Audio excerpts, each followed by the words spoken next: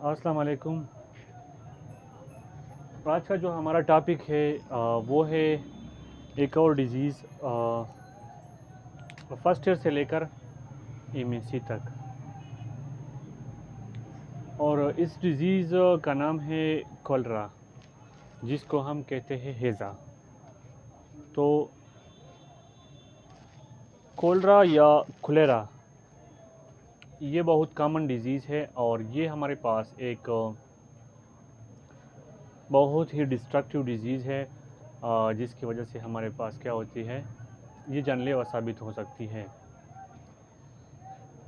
तो सबसे पहले जो हमारे पास कोलरा है, ये हमारे पास इन्फेक्शन है किस चीज़ की? Infection of small intestine. और इसको जो काज करते हैं, काज बाई वेब्रियो कोलेरा बैक्टीरिया, या आप इसको वेब्रियो कोलेरी लिख सकते हैं। तो वेब्रियो कोलेरी बैक्टीरिया है, ये इस चीज़ को काज करती है। यहाँ पर जो वेब्रियो का वर्ड है, ये हमारे पास ग्रीक वर्ड है और इसका मतलब होता है कि इस बैक्टीरिया का जो शेप होता है वो कॉमा। अंग्रेज़ी में हम एक वर्ड लिखते हैं कामा, ये बिल्कुल इसी शेप का होता है। यानी अगर आप उसकी शेप को देखते हैं तो इसी बैक्टीरिया का जो शेप होता है वो बिल्कुल इसी तरह होता है। ठीक है, तो वेब्रियो कोलेरा बैक्टीरिया की वजह से ये डिज़ीज़ काज होती है। ये जो बैक्टीरिया होता है ये ग्राम नेगेटिव बैक्टीरिया होता है। ग्राम नेगेटिव का मतलब ये होता है कि अगर हम इसको ग्राम स्टेन इसके ऊपर डाल देते हैं तो आफ्टर अल्कोहल वॉश, अल्कोहल से धोने के बाद इसका जो स्टेन होता है ये चला जाता है। यानी ये हमारे पास स्टेन को रिटेन नहीं कर सकता। तो ये ग्राम नेगेटिव बैक्टीरिया है। इसके अलावा ये एन एरोब बैक्टीरिया है, यानी एन एरोबिक बैक्टीरिया भी कह सकते हैं आप इसको। तो एन एरोब का मतलब ये होता है कि ये इसको ऑक्सीजन की ज़रूरत नहीं होती। अगर ऑक्सीजन नहीं है तब भी ये क्या कर सकता है, सरवाइव कर सकता है। ये इस बैक्टीरिया की और इस डिज़ीज़ की इंट्रोडक्शन थी। इसके बाद अगर हम सेकंड पॉइंट की तरफ देखें तो ये बैक्टीरिया ट्रांसमिट किस तरह हो सकता है, यानी इसका ट्रांसमिशन रूट क्या है। तो इसका जो ट्रांसमिशन रूट है ये ओरोफिकल रूट से ये ट्रांसमिट होती है। यानी कि ओरो का मतलब होता है माउथ और फीकल का मतलब होता है फीसिस के थ्रू। यानी कि लेट से ये हम क्या कर सकते हैं, अभी इसके बारे में डिस्कशन करेंगे कि ये फीकल रूट से आपके माउथ में चली जाती है और फिर इससे आगे। यानी कि फॉर एग्जांपल अगर ये एक इन्फेक्टेड पर्सन है और ये फीसिस को क्या करता है, एक्सक्रीट करता है। अब इसी फेसिस में हमारे पास वेब्रियो कोलेरा बैक्टीरिया होता है। अब इन फीसिस से क्या होता है, अगर फॉर एग्जांपल एक नॉर्मल पर्सन की मौत में चला जाता है ये बैक्टीरिया, तो किस तरह कि फॉर एग्जांपल ये वाटर को भी कंटामिनेट करता है ये फीसिस, फूड, फ्लाई और फिंगर्स। तो इन चीज़ों की वजह से, इन चार तरीक़ों से, इन चार रूट्स की वजह से कि फॉर एग्जांपल आपके पास पानी है जो जिसमें किसी की फीसिस चली गई है और उसके वो कोलेरा का पेशेंट है, तो इस वजह से क्या होता है, मौत में चला जाता है। या कोई फूड है जो इसकी वजह से कंटामिनेटेड है, तो भी ये क्या कर सकता है, आपके मौत में चला जाता है। इसके अलावा फ्लाइज, लेट्स से कि फॉर एग्जांपल कोई पेशेंट है, फ्लाइज जो होते हैं हमारे पास मच्छर वगैरह, तो कोई फ्लाई है, कोई पेशेंट आया, उसने फीसिस एक्सक्रीट की, बड़ा पेशाब, और फिर उसके ऊपर फ्लाइज बैठ गए, मच्छर वगैरह इसके ऊपर बैठ गई, मक्खियाँ। अब वो वहाँ से उठकर आपके पास आती है, आपके खुराक के ऊपर बैठती है, सब्जी और फलों के ऊपर बैठती है और आप उसको प्रॉपर धो नहीं पाते, उसको वॉश नहीं करते, तो इस वजह से वो बैक्टीरिया आप में भी ट्रांसफ़र हो सकता है। इसके अलावा फिंगर्स, एक पर्सन है, लेट्स से अमूमन जब कोलेरा के जो पेशेंट होते हैं, जब भी वो बाथरूम अटेंड करते हैं तो वहाँ पर ब्लास्ट करते हैं, क्योंकि उसकी जो है ना वो ये बीमारी है। यानी कि जब वो ब्लास्ट करते हैं तो इसकी वजह से वो ड्रॉप्स जो होते हैं वो डिस्पर्स हो जाते हैं। लेट्स से कि वो ड्रॉप्स बाथरूम के जो दीवार है इसके ऊपर लग गए। अब जब वो ड्रॉप्स दीवार के ऊपर लगते हैं तो अमूमन लोग, अगर दीवार की जो होती है ना, ये बहुत कॉमन है कि वो दीवार की जो बाथरूम की जो दीवार है उसको क्या करते हैं, टच करते हैं, और इसके ऊपर सरफेस के ऊपर बैक्टीरियाज होते हैं। अब वो बैक्टीरिया आपके फिंगर से अटैच होती है। एक तो ये तरीका है। दूसरा, अगर ये पेशेंट बाथरूम को अटेंड करता है और फिर वहाँ से वापस आता है, तो वापस आने के बाद अब वो प्रॉपर सोप से अपने हाथ को जो है ना वॉश नहीं करता, तो वहाँ पर बैक्टीरिया रह जाती है। अब वो बैक्टीरिया अगर वो किसी के साथ हैंड शेक करता है या किसी सरफेस को टच करता है या फूड क्या करते हैं आइटम्स को टच करता है और उसको आप खा लेते हैं, उसके साथ आप हैंड शेक करते हैं, उस सरफेस को आप टच करते हैं, तो वो बैक्टीरिया आपके पास भी ट्रांसफ़र हो सकती है। इस तरह यानी ये माउथ ऑफ नॉर्मल पर्सन में चली जाती है। लेकिन याद रखना, जो हमारे पास कोलेरा है और जो वेब्रियो कोलेरा बैक्टीरिया है, ये अमूमन चिल्ड्रंस के ऊपर अटैक करती है। ज़्यादातर ये चिल्ड्रंस के ऊपर अटैक करती है। अब ये नॉर्मल पर्सन के माउथ में चली गई। नॉर्मल पर्सन की माउथ से ये स्मॉल इंटेस्टाइन में आ जाती है। स्मॉल इंटेस्टाइन का जो एलियम पोर्शन है, यानी स्मॉल इंटेस्टाइन का जो पार्ट एलियम है, जहाँ पर खुराक से ग्लूकोज वगैरह की एब्जॉर्प्शन होती है, वहाँ ये डिस्टरबेंस क्रिएट करती है। इसी वजह से ये नुकसानदेह है। अमूमन ये चीज़ हम जो है ना क्या करते हैं, रिजेक्ट करते हैं, अवॉइड करते हैं कि इस बच्चे को कोलेरा है तो ये खुद ब खुद ठीक हो जाएगा। अभी हम सिम्टम्स में बात करते हैं कि ये कितना डिस्ट्रक्टिव है और इसका ध्यान रखना चाहिए, ये जानलेवा साबित हो सकती है। अब ये इलियम को क्या करती है, डिस्टर्ब करती है। क्यों, किस तरह ये इलियम को डिस्टर्ब करती है? एक तो ये कि वो इलियम में क्या करती है, अपनी बाइनरी फ्यूजन परफॉर्म करती है, यानी रिप्रोडक्शन करती है, रिप्रोड्यूस इन इंट्रासेलुलर स्पेसीज।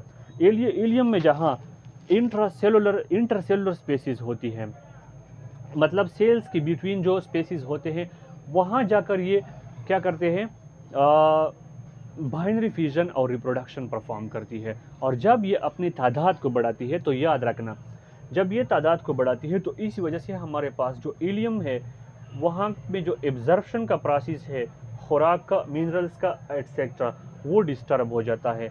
और इसी वजह से वो पेशेंट हमारे पास कमज़ोर पड़ जाता है। और साथ ही साथ इस डिज़ीज़ को हम दूसरा नाम भी देते हैं, मैं इसको कंजम्पशन डिजीज़ भी कहता हूँ। कंजम्पशन डिजीज़ इसलिए मैं इसको कहता हूँ, कंजम्पशन डिजीज़ कौन कौन से हैं? एक हमारे पास एड्स है, एक हमारे पास और कौन है, हेपेटाइटिस सी है, इसके अलावा ये कोलेरा है, और इसके अलावा हमारे पास जो क्या है हमारे पास, कैंसर वगैरह। तो ये ऐसी डिजीज़ है कि इसमें हमारे पास आपकी बॉडी की एनर्जी की कंजम्पशन होती है, आपकी बॉडी की तवानाई एनर्जी ख़त्म हो जाती है, तो इसी वजह से भी ये डिस्ट्रक्टिव है। तो इसके बाद जब ये स्मॉल इंटेस्टाइन में बाइनरी फ्यूजन या रिप्रोडक्शन परफॉर्म करती है, तो इससे हमारे पास इसके नेक्स्ट स्टेप में ये क्या करती है, सिक्रीट एंटीरोटॉक्सिन्स। जब ये एंटीरोटॉक्सिन सिक्रीट करते हैं, एंटीरोटॉक्सिन ये हमारे पास एक्सोटॉक्सिन्स है। एक्सोटॉक्सिन हमारे पास वो प्रोटीन्स है, एक्सोटॉक्सिन हमारे पास वो मटेरियल है जो क्या काम करता है, inhibit food absorption into blood. मैंने बताया कि इलियम स्मॉल इंटेस्टाइन का वो पोर्शन है जहाँ पर हमारे पास क्या होता है, फूड का एब्जॉर्प्शन होता है इनटू ब्लड। एंड जब ये एंटीरोटॉक्सिन को सिक्रीट करता है, तो एंटीरोटॉक्सिन की सिक्रीशन से हमारे पास क्या हो जाती है, ये एंटीरोटॉक्सिन क्या काम करता है, inhibit food absorption into blood. ये ब्लड को जब फूड एब्जॉर्प्शन होता है उनको इनहिबिट करता है। तो दैट्स वाई ये हमारे पास क्या है कि एक कंजम्पशन डिजीज़ है। इसके अलावा अगर हम इस बीमारी की सिम्टम्स की बात करें कि ये इलामात किस तरह ज़ाहिर करते हैं, कि इसकी इलामात किस तरह नज़र आते हैं और कितने वक्त में बैक्टीरिया की एंट्री के बाद सामने आते हैं। सिम्टम्स में अगर मैं बात करूं तो इसकी जो इलामात है ये 1 से 2 हफ्ते ले सकते हैं, यानी मैंने यहाँ पर लिखा है अपीयर 1 to 2 वीक्स। 1 से 2 हफ्तों के बाद ये इलामात ज़ाहिर होना शुरू होते हैं। इसके इलामात में सबसे पहले फेवर होता है। तो ध्यान रखना, इस बीमारी में आपके ऊपर क्या होता है, आपको बुखार भी हो सकता है, और मैंने दूसरा जो वर्ड लिखा है वो बहुत डिस्ट्रक्टिव है और कॉमन है। मैसिव डायरिया, इसमें क्या होता है कि हैज़ा जो होता है वो बहुत ही ज़्यादा तादाद में होता है। मैसिव का मतलब होता है लार्ज अमाउंट, बहुत ज़्यादा तादाद में।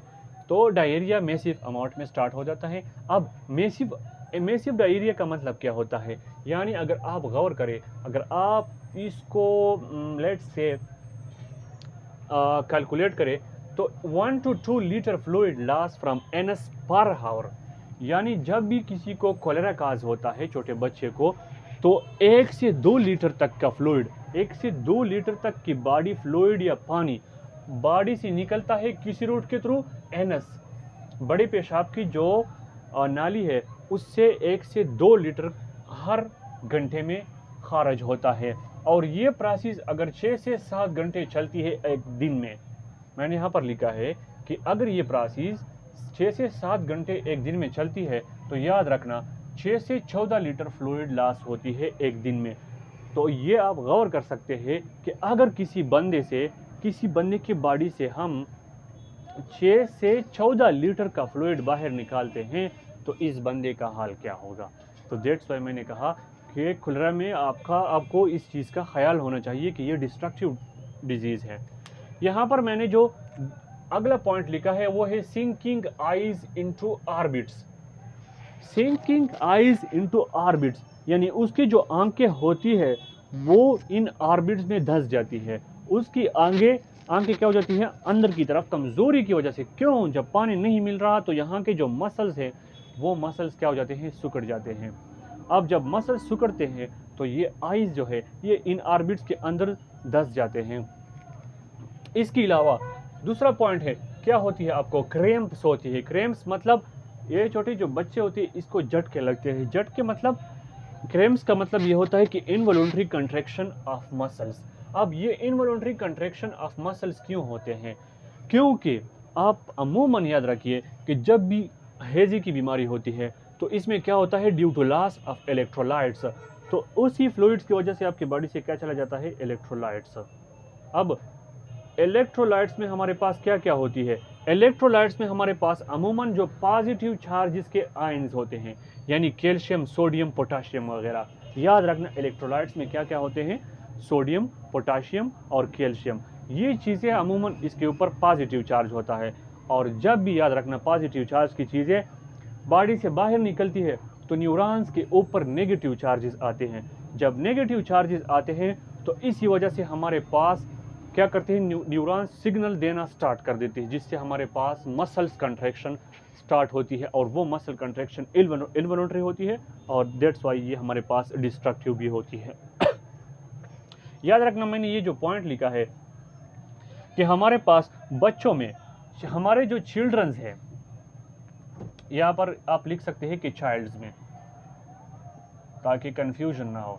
जो चाइल्ड्स होते हैं हमारे पास 70% मोर्टेलिटी, शरह अमवात, मोर्टेलिटी का मतलब होता है शरह अमवात, यानी जितने भी हमारे पास डेथ केसेस होती है कोलेरा में, वो क्यों होती है, क्योंकि वालिदैन कहती है कि ये चला जाएगा खुद ब खुद, उसकी इलाज नहीं कर पाते, उसको छोड़ देते हैं कि ये खुद ब खुद ठीक हो जाएगा। और 70% तक केसेस, मौत की जो केसेस होती है वो इसी वजह से होती है कि हम इसके ऊपर ध्यान नहीं देते वालिदैन। इसके बाद अगर मैं ट्रीटमेंट की बात करूं तो हम इसके लिए 2 तरह का ट्रीटमेंट क्या करते हैं, प्रिस्क्राइब करते हैं। एक ट्रीटमेंट हमारे पास होता है सपोर्टिव ट्रीटमेंट। सपोर्टिव ट्रीटमेंट का मतलब ये होता है, मैंने यहाँ पर लिखा है कि इसमें ओरल हाइड्रेटिंग सोल्यूशन हम लेते हैं। उसमें हम क्या करते हैं कि ओरल हाइड्रेटिंग सोल्यूशन, या ये मेडिकल स्टोर्स में या फार्मेसीज़ में हमारे पास क्या होते हैं, खुद तैयार मिलते हैं, या उसके लिए हमारे पास साशे होती है या पैकेट्स होती है, उसको हम खुद बनाते हैं। तो ये हमारे पास ओरल हाइड्रेटिंग सोल्यूशन है, यानी ये डिहाइड्रेशन को रिकवर करते हैं। उसमें क्या क्या होती है, सोडियम, कैल्शियम, पोटाशियम और ग्लूकोज वगैरह होता है। तो ये भी एक इलाज है, वो भी हम देते हैं। इसके अलावा डायरेक्ट ट्रीटमेंट में हमारे पास क्या होता है, एंटीबायोटिक्स होते हैं, स्पेशली टेट्रासाइक्लिन, वो डायरेक्ट बैक्टीरिया के ऊपर अटैक करती है। ये था ट्रीटमेंट। इसके अलावा प्रिवेंशन यानी एहतियाती तदाबीर, हम किस तरह अपने बच्चों को बचा सकते हैं। वैक्सीन अवेलेबल में, मार्केट में वैक्सीन अवेलेबल है, लेकिन बीमारी से पहले हम वैक्सीन नहीं लेते। ये बहुत कॉमन है। क्यों? जब तक आउटब्रेक नहीं होता तब तक हम वैक्सीन यूज़ नहीं करते। और जब आउटब्रेक होता है तो हम वैक्सीन को इस्तेमाल करते हैं। क्यों? क्योंकि फिर मसला हो जाता है, अगर ये बीमारी बहुत सारे बच्चों में फैलता है तो इससे और बच्चों में फैलने का ख़तरा भी होता है और हॉस्पिटल्स में हमारे पास बेड्स वगैरह की कमी भी होती है। तो ये होती। इसके अलावा पर्सनल हाइजीन का मतलब अपने सफाई का ख्याल रखना। तो इससे भी हम क्या कर सकते हैं, इससे बच सकते हैं। तो ये था हमारे पास कोलेरा, जिसको हम क्या कहते हैं कॉमनली हैज़ा। तो ये एक छोटा सा लेक्चर था जो कि हमारे पास FSC से लेकर MSc तक ये बार बार रिपीट होती है और आपने इसको बार बार सुनना है और इसको याद करना है। उम्मीद है आपको समझ में आ जाएगा। Have a good day.